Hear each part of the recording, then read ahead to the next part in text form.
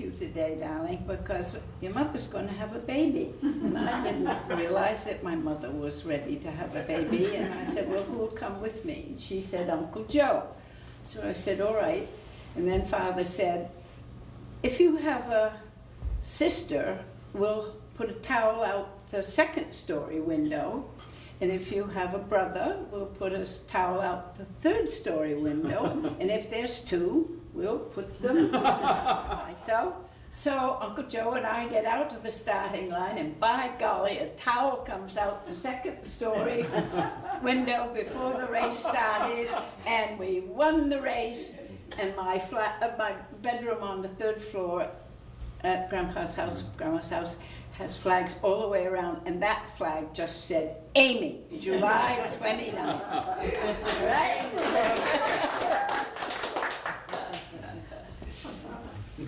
You know, Martin Grassi was the first person that I really remember as his death. It was very profound. And that was the first time I ever went to Sparrows for sort of a wake thing, and it was, my father took me, and it was a really tough moment. Yeah. I think that my experience, because I was a little girl instead of all you good sailor boys, was interesting because we didn't have sailing lessons. You got your rookie after Giff outgrew it, I got it. And I thought I knew everything and I wouldn't listen to anybody. I'm a little bit that way still. So I thought, you know, the shortest around the course is cut corners and do all that. So I often got a good start, and our first leg was to go around the Matakeesit. So I'd get there and I would cut that corner, and the wind was gone because Matakeesit Hill was higher than my rookie, and I'd sit there and everybody else would go right on by, way over, came about, and I'd sit there with no wind for the whole race. I decided maybe I like rowing better. And I used to row that rookie everywhere. I'd follow the coast by myself. I'd go down to Sandy Cove. I'd stop and swim at Brush Island, go to Sandy Beach, and then sort of come back. I loved getting as close as I could to the ledges, and then you'd stop and jump off the beacons, which was sort of frowned upon, but we did do that, and I thought that was fun. And then I'd spend my days doing things like low tide, go into the club here and find coins that people fell out of their pockets and Coke bottles, and we'd turn those in for money. Then we'd go to Sunnyfields and could buy ice cream. And we used to do remember Sunnyfields? Hot dog, yeah, hot dogs, and usually we buy the ice cream on our way home, which was of course just before supper, but our mothers didn't know about it. During the war, we had the 110 Burgee that the club owned, and if it wasn't a race or no one else was taking it, I could. The first time, Marty, I said, can I take it out? And he said, do you know how to sail? I said, of course, and he knew I didn't. So a bunch of us girls somehow managed to sail out, and we sailed actually restricted waters that they had during the war to protect us all. Meant nothing to me. I didn't know how to read a chart, and I just went sailing, and I can remember distinctly sailing by a mine, and I wanted to touch it so badly. And I would sail by as close as I am to you, Charlie, on the leeward side of the 110, and I think, no, it didn't quite dare. And I never did dare touch it, and of course I probably wouldn't have been blown up. But the other thing we would do is take the 110 and sail as close as we could to minus light, and someone, was usually me, jump overboard and ride a wave, and when it came close to the ladder at minus light, grab it, and then the wave would recede and you'd scamper up. Yep. And these Coast Guard boys, it was sort of punishment duty, I think, to be in that dreadful place. And they were so glad to see, of course, teenage girls. And then we'd call our mother and say, guess where I am? And the desired effect was total panic, be careful, come home, you know.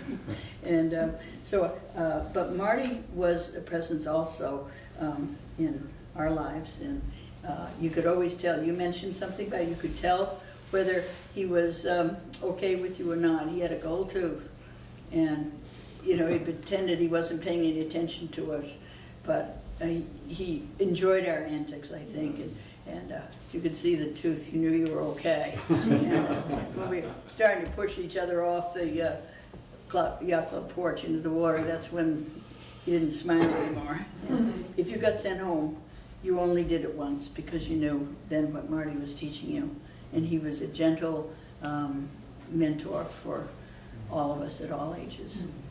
He wasn't gentle all the time. Let's be mean. Because we used to land the rookies by running right at the dock and then jamming the tiller over and sliding in. Well, I did this once and my hand slipped across the tiller, and so I went straight in. And Marty came down and stood there, it seemed like a half a day, it was probably 2 minutes, looking at me and not saying anything, and I haven't gotten over it yet. Sounds just like. See, about that time, there was a truck that would pull into the parking lot out here, and it had Good Humor written Yeah, on the side. that was a bigger one. And the Good Humor man would come to the Cohasset Yacht Club once a day. And people would run out and get there if they had any change. You could get money, as somebody just said, by running around under the club and picking up old Coke bottles, and they were worth 2 cents a piece. Anyway, the Good Humor man became an institution here. And what did he do? He was succeeded by this perfectly wonderful fellow named Mr. Drinkwater. Oh. Mr. Drinkwater lived on the side of Sandy Beach in a large house with a driveway which led to Atlantic Avenue, which was an easy access for the Good Humor truck. And Mr. Drinkwater would hire the Good Humor truck to come to his house. And in anticipation of that, the rookies, who had probably very seldom ever gone out past the fourth beacon, would sail all the way. I told you they were cruising boats, and all the way to Sandy Beach. And Mr. Drinkwater had a dock that went out into the bay and would tie up to his dock and then run up the gangway, and there would be the Good, and they were all free because Mr. Drinkwater hired him to come. So that was pretty sad. I'm glad, I think, eventually grew the rookie cruise. And the first rookie cruise that I was on went to Black Rock Beach, way down by the old Black Rock house. And I was on that cruise, and I got there, and it looked like it was going to rain, and this woman named Priscilla came and took me away, so I never spent the night on the beach. Everybody else did, and I was very jealous. Later on, the rookie cruise ended up on Sherbrooks Beach, and you went there many times. Still going on. Yep. Going on. We had a couple of misadventures of the rookie cruise. In my time, we once went up the Gulf to the Blakey's place, and we went, under the bridge, and we had to take the masts out and ride the current, the rapids, and that was all very well and good. But when we got to the Blakey's and set up camp, what we didn't know ahead of time was the mosquitoes were like B-17 bombers, and nobody had a good time. It was just miserable the whole damn night. You remember that, Lindsay? And so we went back to going to sea. And the rookies have been cruising boats forever, and now it's the Opties that are cruising. And we have a lot of wonderful pictures and a lot of wonderful memories. Still going strong. We talked a lot about sailing at the yacht club, but long ago, swimming was very important. July 4th would be the swimming races. And I remember Giffy here, he was unbeatable in the plunge. That is, you dove in and just saw who could glide the furthest in the water. And Giffy was undoubted champion of that. Dad always ran those races too. And, He had a great coach. and Margie was, I remember you were diving and swimming, but very, very successfully. And then Margie has taught, I think, all of our children how to swim, and she also taught the local Cohasset lobstermen, many of whom could not swim, and she gave free lessons to make sure they knew how to swim if they fell overboard. We both learned something because I said, get rid of those boots first. Jumped off the diving board in my pool and the apron went right up over their face. And the boots didn't seem to make any difference right then. And so I learned that they have to always carry a knife. Most of the knives were just up there by the steering wheel, and then if anything happened, the knife was there and they were in the water. So we worked that out, and they taught me a lot. Do you have any art days here? Lots. Do you? 125 kids in the program. In art days? Oh, wow. I don't think they all have opties, some of them share, Yeah. but there's a lot of opties. I was far, far away from home in Sweden, feeling sort of sad and lonely, and then a fleet of opties went out from where I was going out. I forgot why I was in a boat, but anyway, I was, Yeah. they're the dearest. I like them better than the rookies. We were also taught life-saving, as well as the swimming races. And one of the, right word, thrills of my young life was being teamed with Susie Crampton in the life-saving while we practiced the crossed chest.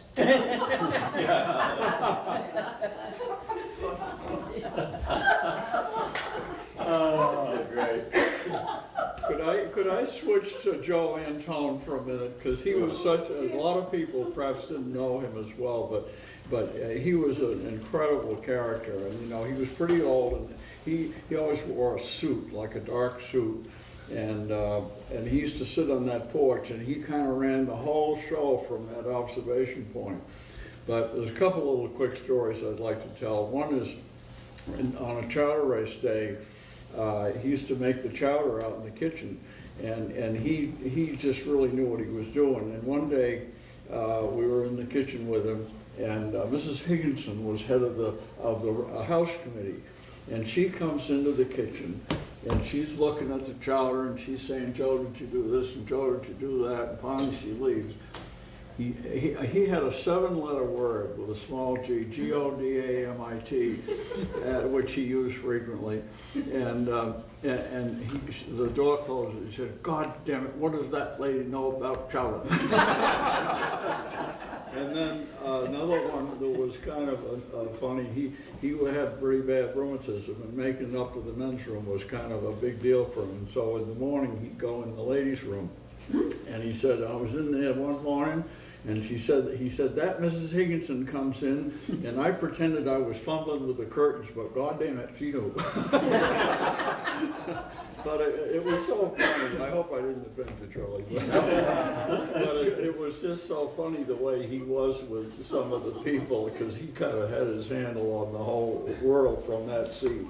And there was an old fellow by the name of Frank Patterson, I think it was, who also wore the dark suit, and they'd come down there, and people would bring clams up, and they'd sit there, and they'd open the clams, and there'd be clam juice down their fronts and everything, and they'd slurp up these raw clams. It was something to watch. And then one more quickie. Tony Figueredo was a fisherman, and I guess he had some business with Martin Grassi one day, and so he stopped at the end of the pier, and he had his boots and his apron on. He comes up the ramp there, and there were 3 ladies. I think it was Catherine Binion, Mrs. Henry, and possibly Helen Scripture. And in those days, a lot of women wore white gloves, and they looked very proper. And they're sitting there, and the kids were getting ready for the rookie race, and he looks down at all the little kids on the thing, and then he looks at the 3 women, and he says, "Cute little bastards, ain't they?" And there was this horrified look. I was sitting on the porch just watching the whole thing. Never forget. Thank you. I don't remember for sure it's true, I think Tony Figueredo had a shotgun right underneath his lucky. rail for anybody who might have been pulling his traps. There was a number of incidents. I was sure. mossing in the fog one time and I saw 3 fishermen pull the same pot on a foggy morning.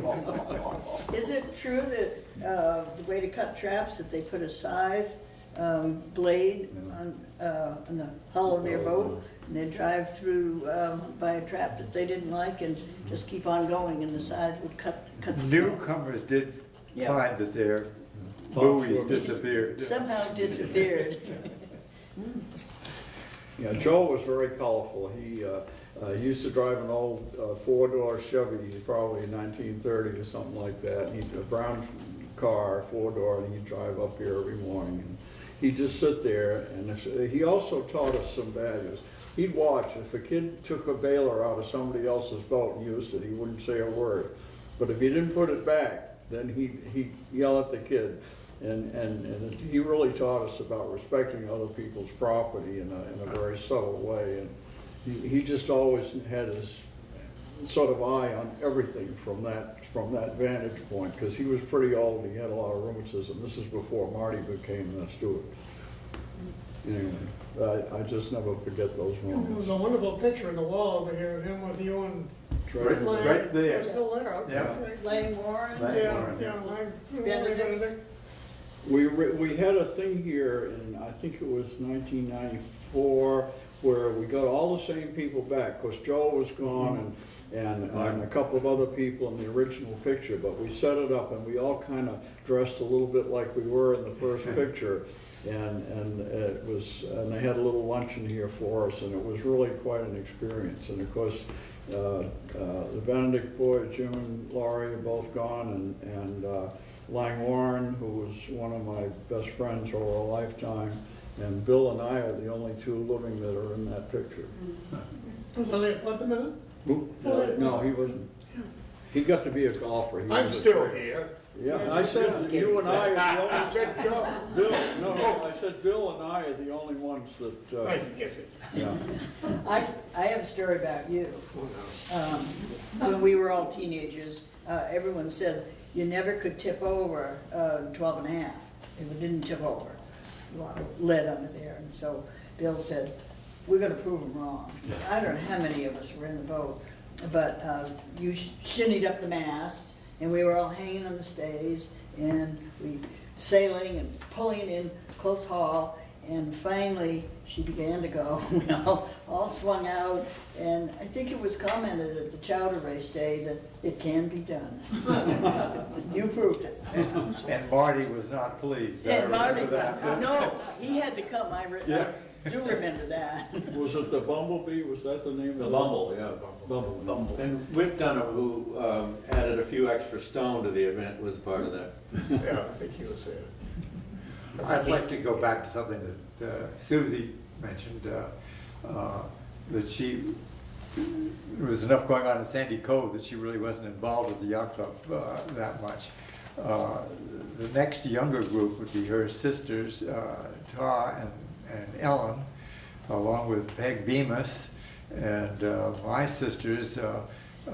We all had rookies off of the float in Sandy Cove that we had, and we would sail or row around and do race in the rookie races. And there was a lot of competition between Sandy Cove and the yacht club. And I called my sister Sally to what her memories might be, and she said yes.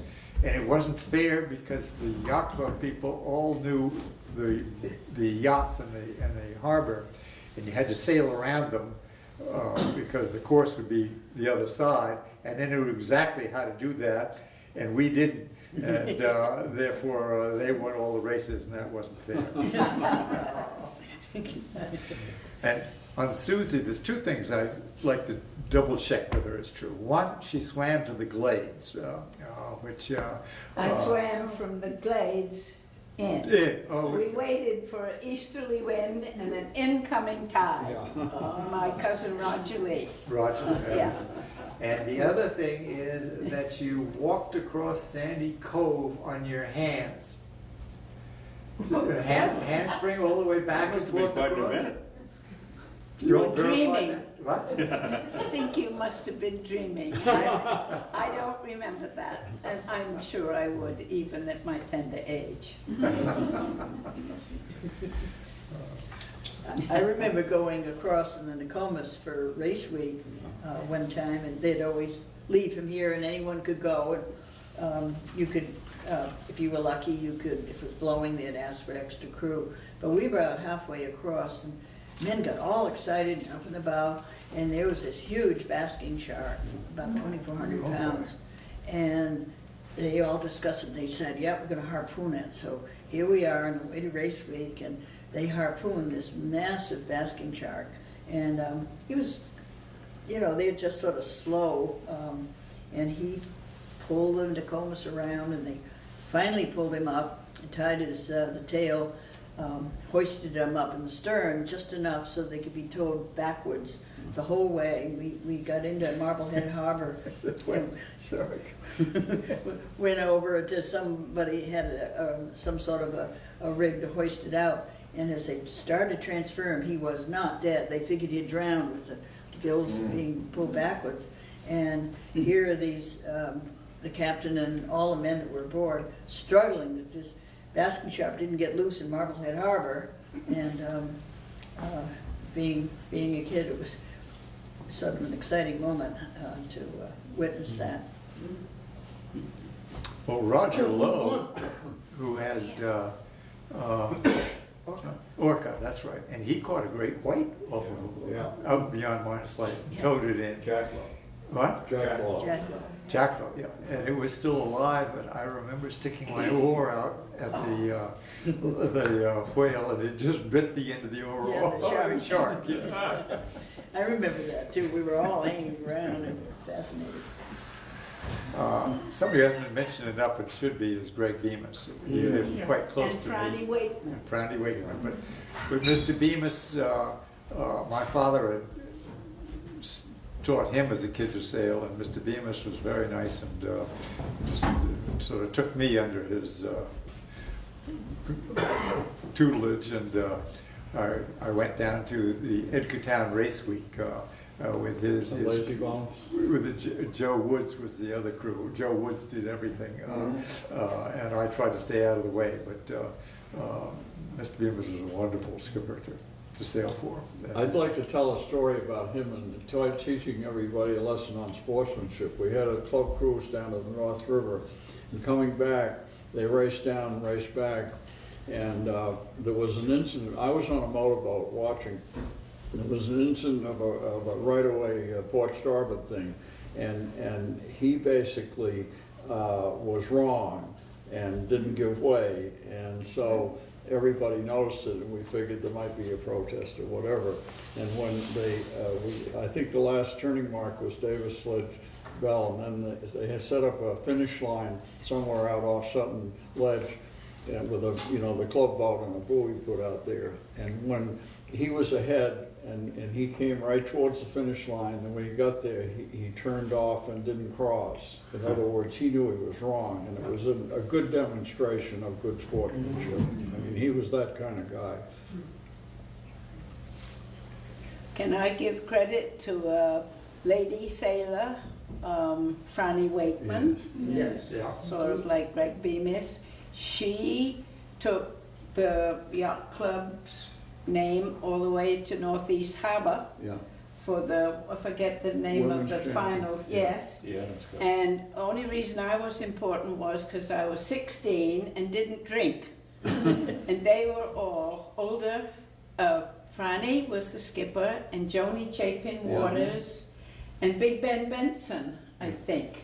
Can't think of a proper name. Barbara Benson. Barbara Benson. And me. And so when we got to Northeast Harbor, I just chauffeured them to all the parties. I was very important. I might not have been a good crew. Well, you sailed with Franny too, didn't you? Yes. Oh, yes. Oh, yeah. I was part of the crew, but that was Not what that I time. did, Not that other time. than chauffeur. Oh, yeah. Okay. Yeah, Ralph But- Scripture is another one who, But before you get there, Franny is notable for, among other things, winning the Mrs. Charles Francis Adams Cup, which was the women's national That's sailing National. championship 5 times. Really? What, 5 I times? didn't She was remember that. incredible. Wow. And a terrific sailor. And when the 210s came in at the end of World War II, she and Sam, her husband, got out there and they competed, and it was an incredible group of people. Phil Benson, Charles Francis Adams, Ray Hunt. Ray occasionally. Well, he didn't really compete at that point, but Greg Bemis, Ed Hills was coming along. He wasn't quite up to that yet at that point, but Franny was always right up there in the van, if not first. Yeah. And it was an incredible group of sailors. Just think of this little yacht club, the famous sailors and famous people that have come out of this Yeah. wonderful little place. And you do all know I have a Olympic champion granddaughter. Just gotta get that in. You must get that in, that's very, she She's related to the Cohasset Yacht Club. is indeed. Right after I got out of the service in 1954, Lindsay was in the throes of qualifying for the National Men's Championship. And I joined the crew at the last minute because somebody dropped out, and we went down, we beat George O'Day. In the New Englands, we went down and sailed in the finals in New Orleans, Yeah. 1954. Wow. We were what, 7th? Maybe 12th? No, we were 5th. 5th? Yeah. Yeah, we went last. No, it was 12th. Or whatever. Whatever. In 1949, Lindsay's brother won the Sears Bowl. And you were very young. Yeah. Frankie Cowett and I were the crew. It was a perfect match. I was, you won't believe it now, but I was actually short then. And Frankie was a big, strong guy, Yeah. so he could answer. So I popped around on the foredeck, and Frankie did everything else. And Kingsley was by far the best sailor there, Lindsay, don't you think? Oh, indeed. But we won one race that really put us in the lead because of a tugboat captain. We were off the Vineyard, between the Vineyard Haven was the venue, and this guy was coming across us with a long tow and a big barge, and we had 2 choices. We didn't have any choices. We had to go, half a mile around him, and he saw us coming, and he slowed down and he put a catenary in that tow rope, and we went right past it, and he waved as we went by. It was a really nice seaman-like thing. Oh, Ed, that's a wonderful story. Never forget it.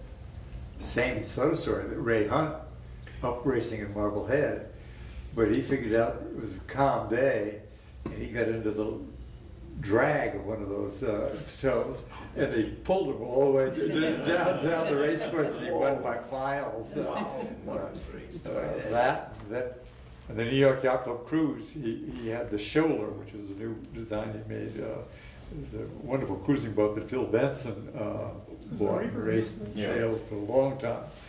But Ray Hunt and his stellar crew, which was his wife, and then Diana Hunt, his daughter, and then Seamus, and what was the other one? Joshua. Joshua. They were the crew. So it was